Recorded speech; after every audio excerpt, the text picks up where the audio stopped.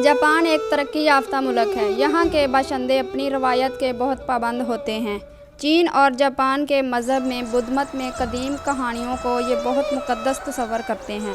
बुद्ध मत में रहबानियत को बहुत अहमियत हासिल है, यानी दुनिया को छोड़ देना और अपनी दुनियावी ख्वाहिशात को तर्क कर देना। ऐसा ही एक दिलचस्प वाक़या हम आपको सुनाएंगे। वीडियो को शुरू से आखिर तक देखें, तभी आप समझेंगे, क्योंकि इस वाक़े में हमारे लिए बहुत बड़ा सबक है।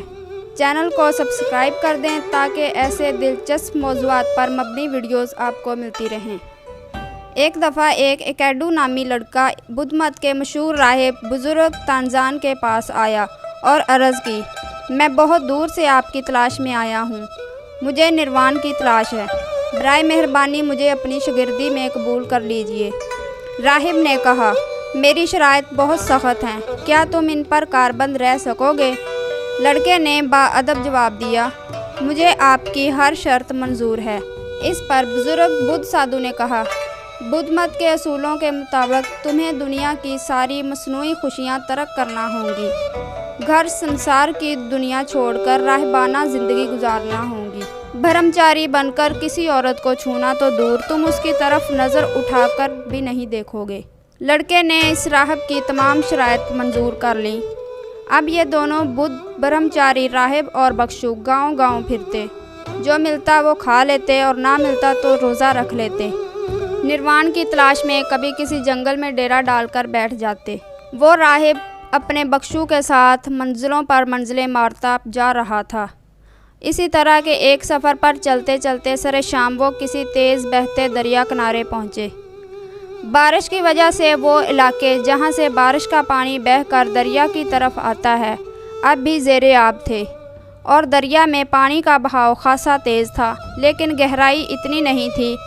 वो दोनों जब किनारे पर पहुँचे तो वहाँ पर एक खासी हसीन और जमील नौजवान हसीना एक पत्थर पर बैठी हुई दिखाई दी, जो ख़ुद भी दरिया पार करना चाह रही थी, लेकिन दरिया की रवानी देखकर उसकी हिम्मत नहीं हो रही थी।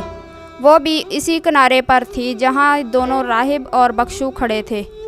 अब दोनों राहिब दरिया पार करने की तैयारी करने लगे, क्योंकि उनकी मंजिल अभी दरिया के पार खासी दूर थी। ऐसे में वही खूबसूरत औरत उन्हें देखकर आगे बढ़ी और उनके नज़दीक आई। उस लड़की ने दोनों राहिबों से अपना तारफ़ रिकासा यानी नाचने वाली के तौर पर करवाया और लजाजत से इन राहिबों से मदद मांगते हुए कहा, मेरा गांव इस दरिया के पार है। मैं इस गांव में एक महफ़िल के लिए आई थी और अब वापस जा रही हूं। आज सुबह तक तो दरिया बिल्कुल कम था, मगर जब वापस आई हूं तो दरिया में पानी चढ़ आया है। दरिया का तेज़ पानी देखकर पार करने से डर लग रहा है। मुझे तैरना नहीं आता, इसलिए मेरी मदद कीजिए और दरिया के उस पार उतार दीजिए। बख्शू तो उसे देखे बिना ही उसकी बात सुनी अनसुनी की और फ़ौरन दूर हटकर खड़ा हो गया। अलबत्ता बुज़ुर्ग राहिब ने हामी भर ली और इस हसीन लड़की को अपने कंधे पर उठाया और दरिया में चल पड़ा। ये देखकर बख्शू बेहद मायूस हो गया, क्योंकि राहिबपन का तकाजा था कि वो किसी औरत को हाथ नहीं लगाएंगे, लेकिन राहिबपन का एक तकाजा और भी होता है कि अपने से बड़ों का अदब और लिहाज करेंगे। इसलिए बख्शू की राहिब से इसके अमल की वजाहत तलब करने की जुर्रत नहीं हुई। चुनांचे बख्शू भी उनके पीछे पीछे दरिया में उतर गया। राहिब ने दरिया पार करने के बाद उस लड़की को दूसरे किनारे पर उतार दिया। लड़की शुक्रिया अदा करके अपने रास्ते पर चल पड़ी और ख़ुद राहिब बख्शू के साथ बैठकर कपड़े सुखाने लगा। फिर वो दोनों भी चल पड़े, क्योंकि अगला पड़ाव काफ़ी दूर था और सूरज भी ढल चुका था, लिहाजा उन्होंने दरिया किनारे क़याम कर लिया। अगली सुबह राहिब ने महसूस किया उसका बख्शू खामोश और मायूस सा नज़र आ रहा है और बड़ी देर से उसने कोई बात नहीं की। तब उसने पूछा, कोई बात हो गई है? तुम खासे अफसुर्दा दिखाई दे रहे हो। बख्शू, जो अंदर से पूरी तरह उकता चुका था, बिलाखिर सुकूत तोड़ा।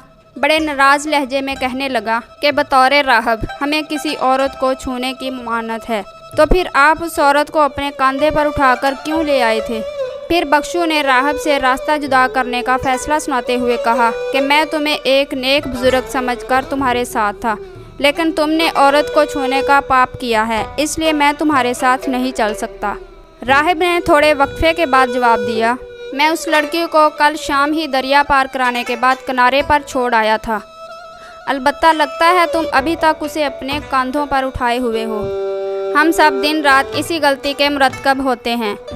घर से ऑफिस जाते हैं तो घर को अपने साथ, और ऑफिस से घर आते हैं तो ऑफिस को अपने साथ लेकर आते हैं। हम ना तो घर में मुकम्मल होते हैं और ना ही ऑफिस में। यही वजह है कि हमारी अक्सरियत ना तो रिश्तों को बेहतर तौर पर निभा रही है और ना ही अपने पेशे में नुमायाँ कारकर्दगी का मुजाहरा कर रही है। याद रखें, जो वक्त गुजर जाता है तो हमेशा के लिए गुजर जाता है। इसलिए आज और अभी में ज़िंदा रहें, क्योंकि आज ही ज़िंदगी है। चैनल को सब्सक्राइब कर दें ताकि ऐसे दिलचस्प मौज़ूआत पर मबनी वीडियोज़ आपको मिलती रहें।